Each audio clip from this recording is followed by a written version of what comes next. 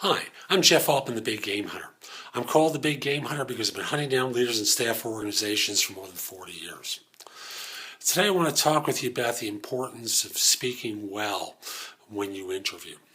Now, this example is an easy one for me because in the work that I do, it happens all the time.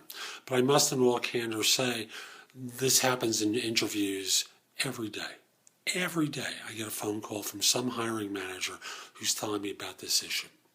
Now, it was a scenario yesterday. I referred someone to a client. They call me up after the interview. I've prepared the applicant for the conversation, and this is the feedback I get. The feedback is, this guy is terrific. He is really strong at, and they list a series of skills and capabilities the person has.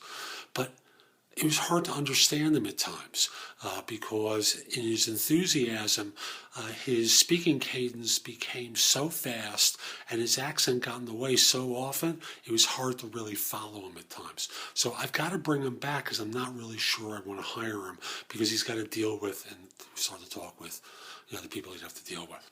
Now, let's go into what they're really saying. For people with accents, it's very important for you to be able to speak clearly. Now, I know in enthusiasm there's a tendency to speak quickly, and in with certain accents, that cadence can be very difficult for people from different backgrounds to follow. I want to be clear. This isn't about someone from one nationality not being understood by, quote, Americans, native-borns. It's about people from different backgrounds finding it difficult to be understood by people of a different background than that. So this could be someone from the People's Republic being interviewed by someone who was born in India or the United States or Paris. And they're just having a communications issue because the accents aren't familiar. So in enthusiasm and passion to get across ideas. And it's just very hard to, and you see what happened there? You probably, in listening to me, found it difficult to follow what I was trying to say. So to break the habit you may have, I want to offer a simple suggestion, and that's visiting a Toastmasters meeting. Toastmaster meetings occur all over the world in cities and states and countries worldwide. And they offer you an opportunity to practice public speaking. Now, public speaking takes lots of different forms. It's not just about speeches.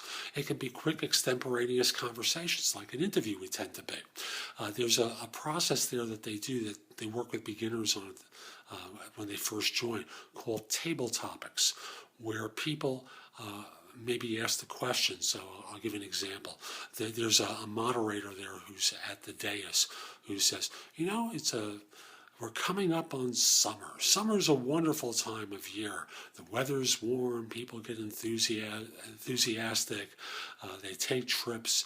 Tell me about one of your quick memories of summer, Jeff. And when you hear your name, that's the first time you know you're going to be asked to speak. And then you have to talk for a minute and a half to 2 minutes on that subject.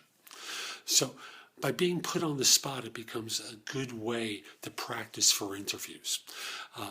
And I must in all candor say, for those who are native to the country in which the interview is occurring, so if you're in London and you're interviewing in London, if you're in New York and you're interviewing in New York, if you're a U.S. resident interviewing for a U.S. job, or a U.S. born individual, I should say, interviewing for a U.S. job, don't think you're better than the foreign individual, because you have your issues too, and it's not just simply about regional dialects. So for example, people from the South may find it difficult to be understood by people from the Northeast, and vice versa. I'm living in North Carolina now, and I recognize that I sound like a New Yorker, because that's where I was born and lived most of my life. And I've learned to speak differently when I'm talking with people in the South. It's just the nature of the differences in communications and my desire to be understood. You need to do the same kind of adjustments when you're being interviewed by someone. Recognize that in your enthusiasm and your passion, when you speak quickly, it's hard to follow people sometimes as they get so wound up that they have trouble putting ideas together, and it just turns off the audience or makes them question. What do we say in this culture about someone who's a fast talker, particularly in sales? we don't think highly of them. So recognize that you need to speak clearly, but at the same time communicate intensity and passion. If you're not understood, you're not going to get hired. So look for venues where you could practice. Now, if you're, I'll use my wife and I for an example. If I were to interview now for a job in Atlanta, I wouldn't practice my communication style with her. I'd practice with someone who was from the South to make sure that I was being followed clearly.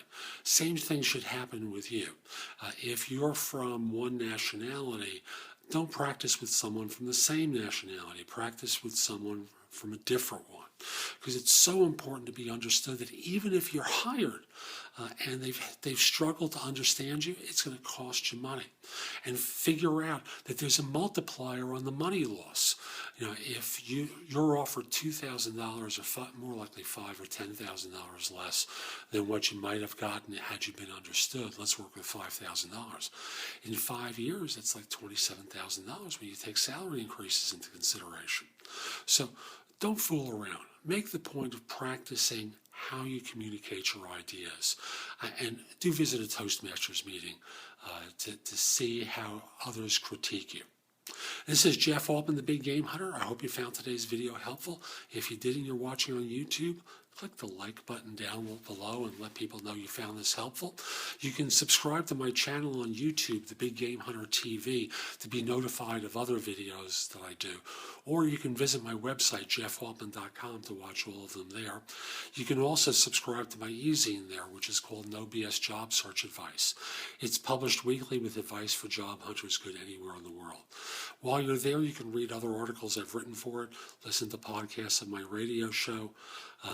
As I mentioned, you can watch my other videos there. You can post your resume to more than 50 sites from mine. Search positions I'm recruiting for. Find out about my VIP personal search agent coaching program.